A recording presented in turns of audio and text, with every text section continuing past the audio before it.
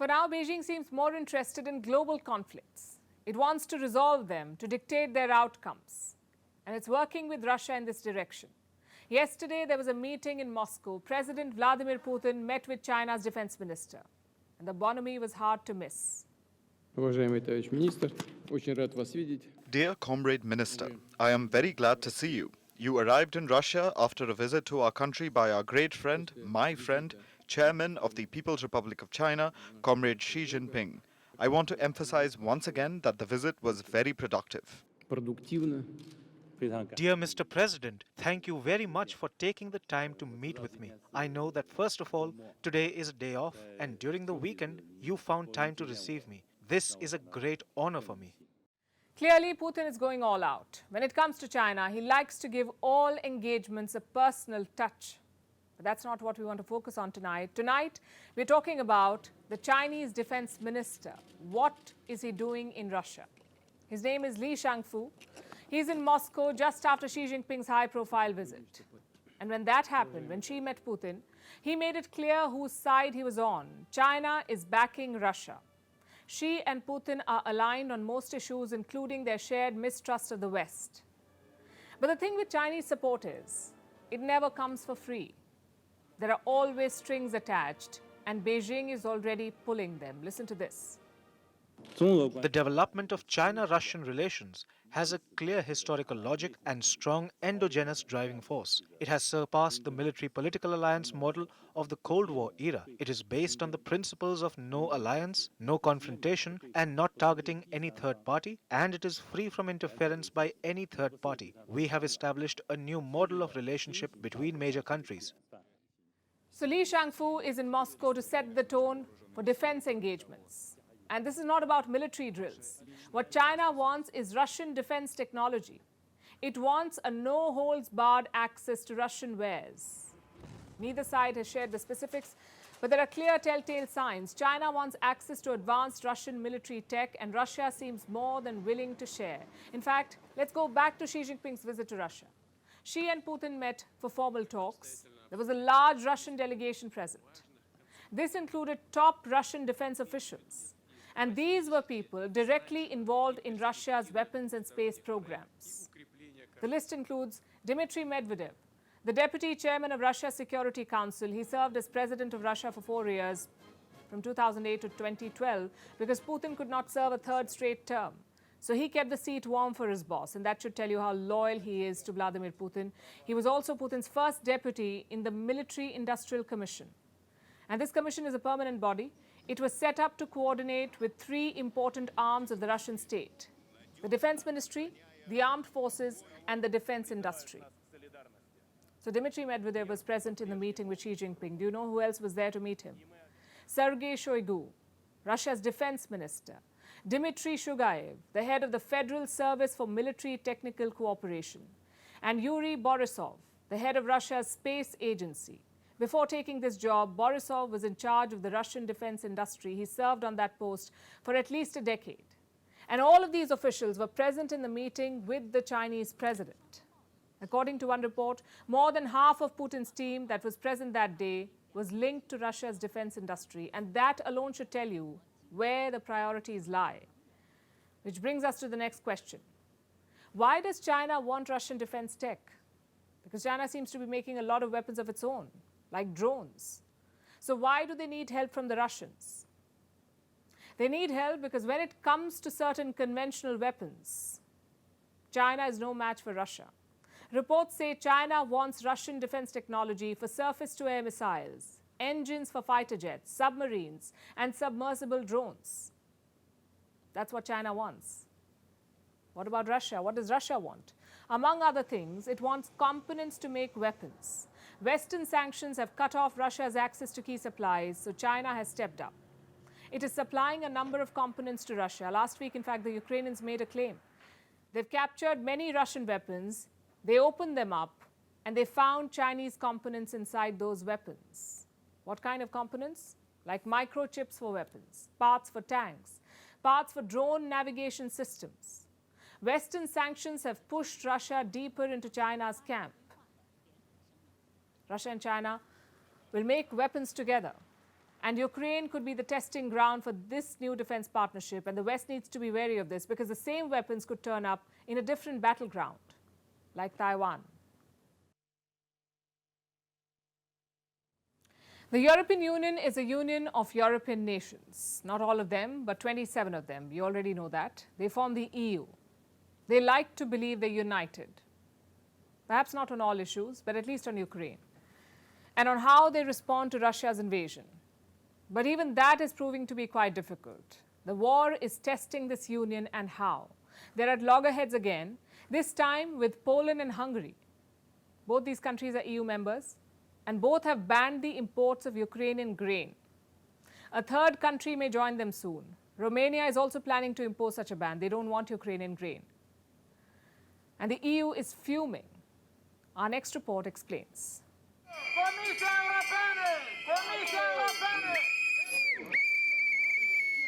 These were the scenes that played out on the roads of Romania earlier this month. These people are farmers. They're protesting against the import of Ukrainian grains. It's flooding markets in Eastern Europe. There's an excess supply of grain courtesy Ukraine, and it has led to a fall in prices. Local farmers are upset. Their earnings have nosedived. What makes it more difficult for them is the fact that Ukrainian grain is cheaper. I know our Ukrainian colleagues also need to sell, but it is unfair competition, however. It's the same story in Poland and Hungary. They decided to take matters into their own hands. They have banned the imports of Ukrainian grain to protect their own farmers. Hungary said it was following Poland's lead and restricting the import of Ukrainian grain. It blamed the absence of meaningful EU measures for its decision. What measures is Hungary talking about? Well, last month, the prime ministers of Poland, Hungary, Romania, Bulgaria, and Slovakia approached the EU. They wanted the Union to stop the influx of Ukrainian grain into Europe and also reinstate tariffs. The tariffs were removed last year after Russia invaded Ukraine. The farmers of Eastern Europe want them back. But the European Union is not on board. It's not happy with the ban that Poland and Hungary have imposed. The EU's executive arm, the European Commission, shot off a mail on Sunday. It accused Poland and Hungary of overstepping their authority and said that matters of trade policy were a matter of EU-exclusive competence. It said that unilateral actions are not acceptable. Strong words from the EU, but not strong enough to convince Poland and Hungary to undo the ban, because both these countries are facing the ire of their farmers, and farmers are a strong constituency. No country wants to fight their citizens to please the EU. Worse still, they don't want to appear to be serving Ukraine's exclusive interests at the cost of their own people. And while European countries wrestle with each other, Ukraine has more pressing concerns. The fate of the Black Sea grain deal is hanging in the balance. It allows Ukraine to export its grains. Now, Russia has issued a threat. Unless its demands are met, it won't honor the grain deal. The deal was extended for just 60 days, and not fully, solely due to the fact that exactly half of this deal did not work, and still does not work. We know that UN representatives are making certain efforts, but they are not succeeding, and the second half of the deal is still not working. These conditions are not being met. No deal can stand on one leg. It must stand on two legs. In this regard, of course, judging by the state of play today, the outlook for the extension is not so great. And what are Russia's demands? It wants its agricultural bank to be re-included into the global SWIFT banking system. Russia also wants some sanctions lifted. These are sanctions on Russian food and fertilizer products. The West is in no mood to oblige, and this will decide the fate of the grain deal and food prices across the world. Russia and Ukraine are top producers of food grains. They supply across the world, especially to developing countries.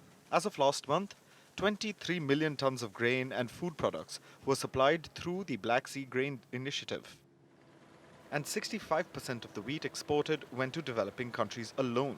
So if Russia suspends the deal, food prices will rise again.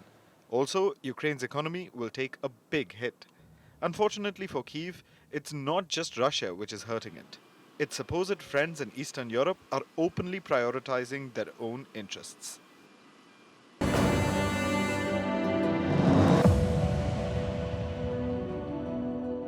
Our lead story tonight is about this number, $8.3 trillion. This is what China's local governments owe to their creditors, $8.3 trillion. This debt pile overshadows the GDP of many nations, from Japan to Germany, India, the United Kingdom and France, among the biggest economies in the world, but no match to China's mountain of debt. For years, investors have been worried about this debt, and somehow China has managed to survive it. But kicking the can down the road is not an option anymore.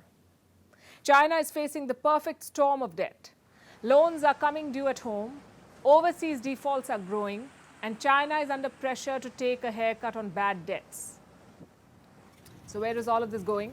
Tonight we'll put together the numbers and the trends to find out, and we'll start with China's debt troubles at home. That same $8.3 trillion pile of debt, it's at home. What kind of loans are these? This is borrowing by local governments, loans that were taken off the books to fund infrastructure projects, to support the local economy. These loans have a special name. They're called Local Government Financing Vehicles, or LGFVs for short. And what are these LGFVs? They're special entities. They're created to enable off-the-books borrowing. I know it sounds dodgy, and it is by design. It was supposed to be this way. This method was invented in the 1990s. It's a way for local governments to dodge borrowing rules.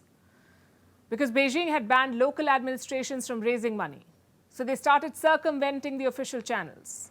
And these special entities, or LGFVs, helped them do that. They enabled local governments to borrow from investors both inside China and outside.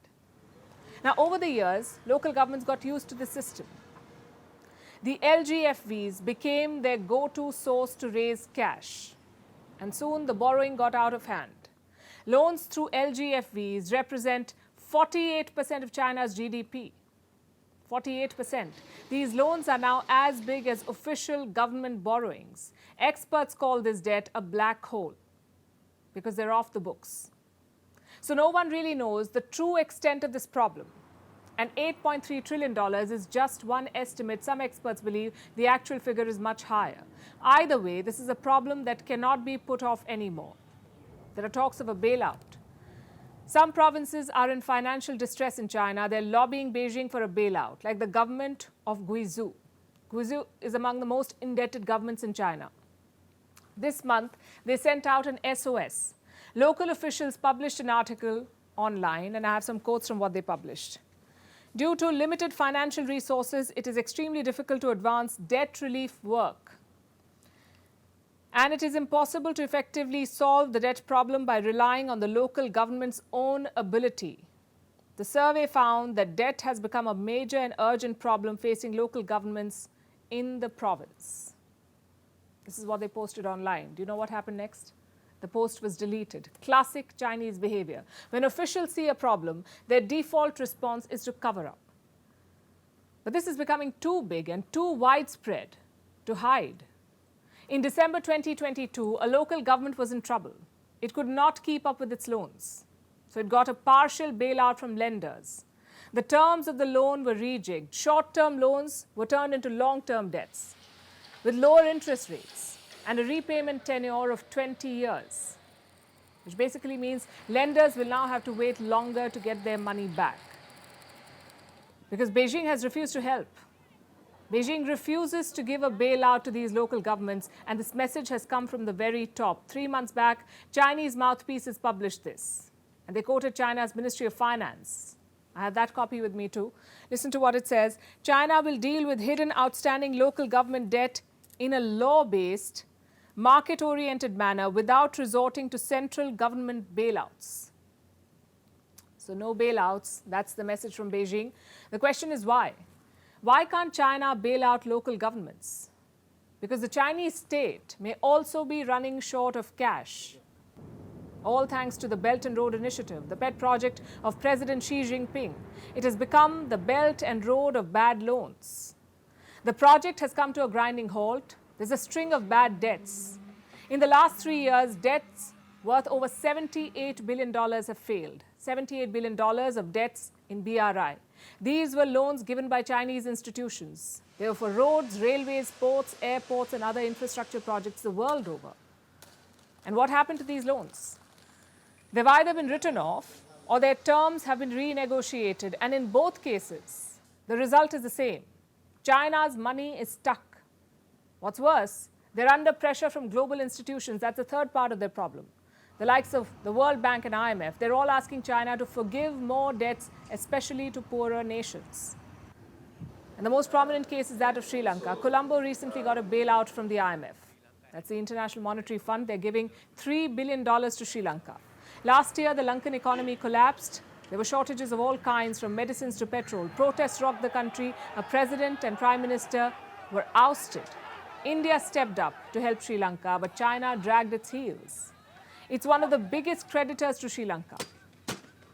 So far, Beijing has refused to waive any loans. And now we know why. Because Beijing is being squeezed. On one side, you have local governments that are in distress, that want money. On the other side, you have overseas debts that are failing. So China, even with its very fat checkbook, cannot foot the bill for every default. Like I said before, this is the perfect storm. And Beijing is trying to avoid it. It may now be a matter of when and not if. One big default and China's debt bubble will burst.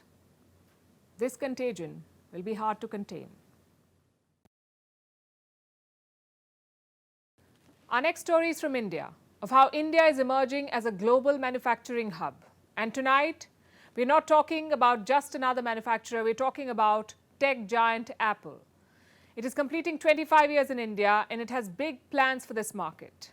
This week, Apple CEO Tim Cook will be in India. He's inaugurating the first Apple stores in the country. So far, Apple sold products in India through local partners. Tim Cook will also attend some high-profile meetings while he's here, like one with Prime Minister Narendra Modi, also India's Electronics and IT Minister Ashwini Vaishnav. And the agenda of these meetings is pretty clear. Apple wants to increase its manufacturing base in India. Apple wants to make in India and ship across the world.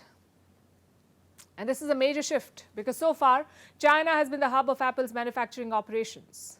But as the world decouples with the dragon, India is emerging as a compelling alternative. So Apple is looking to manufacture in India and it's opening stores. It's also working with Indian app developers. Apple says it supports 1 million developer jobs in India. And reports say India will push Apple to make more iPhones here. Right now, Apple has 3 manufacturing partners in India: Foxconn, Pegatron, and Wistron. And they're all expanding their India operations. They're shifting 12 to 18% of Apple's total iPhone assembly operations from China to India. 12 to 18%. Already, key Apple products are being made in India, like the iPhone. 5% of the world's iPhones are now made in India. By 2027, Apple wants to boost this number by 10 times.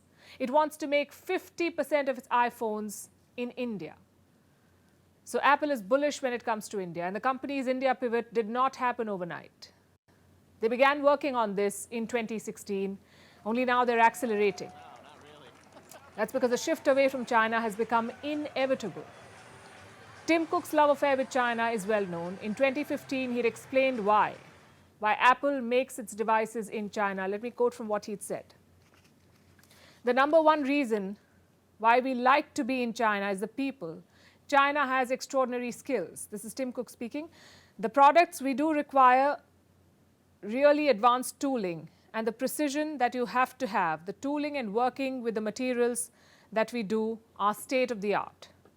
And the tooling skill is very deep here. In the US, you could have a meeting of tooling engineers, and I'm not sure we could fill the room. In China, you could fill multiple football fields. So that's why Tim Cook wanted to be in China. And he has no intentions of giving up on Beijing just yet. Last month, in fact, he was again in China. He met with the Chinese premier. He hailed what he called Apple's symbiotic relationship with the country. It was a word of assurance. It was basically a message to Beijing that Apple will not completely abandon China. But like every businessman, Tim Cook must contend with the present-day geopolitical realities. Tensions between Washington and Beijing are at an all-time high. The US has slapped a slew of sanctions on Chinese manufacturers. And the situation in the Taiwan Strait is even more volatile. Apple cannot afford to be caught in the crosshairs of a US-China fight, which is why it is keen on expanding in India. As far as Apple is concerned, this diversification is the need of the hour.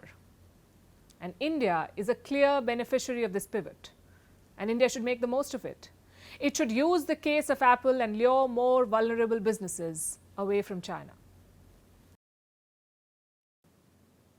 Our planet is a water world. 70% of the Earth's surface is covered by it. Yet we know so little about what goes on underneath. So tonight, let's turn our attention to the ocean. It is vast and enigmatic, and it has a leak. There's a hole in the ocean bed. It's off the coast of Oregon in the US, and it's leaking. Sounds fascinating, but scientists are worried. Some are even calling it the harbinger of doom.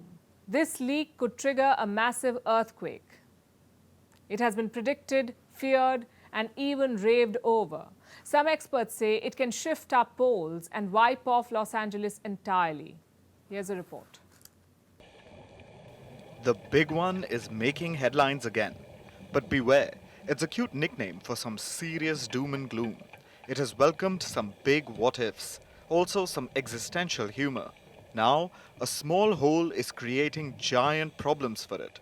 Before we ambush you with any more adjectives, let's tell you what is the big one. Its official name is Cascadia Subduction Zone Earthquake. Yes, an earthquake, and a very large one.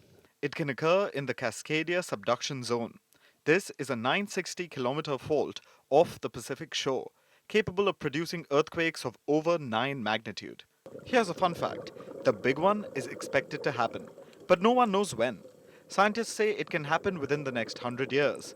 But a new problem may invite it sooner. And it has everything to do with a leak, which is happening in a quake-prone region. There is a hole at the bottom of the ocean. It's in the seabed off the coast of Oregon, a state in the US, located on the Pacific Northwest seafloor. Scientists say that a hole like this has never been seen before. The world has known about it since 2015. That's when it was first discovered. It's called Pythias Oasis, named after an oracle. He's known to have hallucinated prophecies while sitting on a hot spring. So maybe this naming logic does make sense, because this is a mineral-rich spring. Now the University of Washington has come out with new research. This hole is leaking, releasing water that's almost fresh, but not into the earth, upwards into the ocean. And water is coming out of the seabed like a hose. The study says this leak could trigger a big, bad earthquake. The internet even has a name for it. The harbinger of doom. Some say it could be one of the worst natural disasters ever. Others think Los Angeles could be wiped off the map. Some even say there can be a global pole shift. But don't start building your bunkers yet. Why? Because none of this is backed by science. So what do the experts say? This leak is releasing a fluid from the fault zone. Think of it as a leaking lubricant, and that's bad news, especially for earthquakes. A lack of this lubricant can build stress under the Earth's surface, leading to an earthquake. But research is still underway. We don't know much about the potential dangers yet, or how bad they could be. So while we can relax for the next couple of decades, this is surely a scary reminder. Because a large quake was felt along the fault in this region. It has been 323 years since that happened. Scientists say another one may be long overdue. And with this ocean bed leak, the sands of time may also be leaking faster than you may think.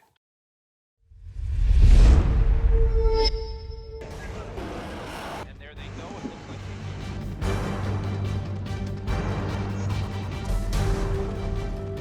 The US and Russia are dangerously close to an armed conflict.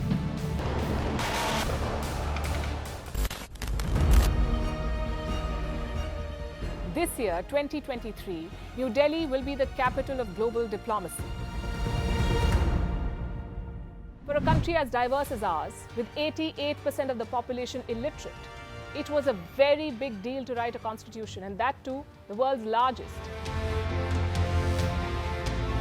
Meanwhile, if we may, here's a Republic Day gift from India for the BBC. A list of suggestions for the BBC for their upcoming documentaries. Number 1, the Kohinoor and the colonial loot.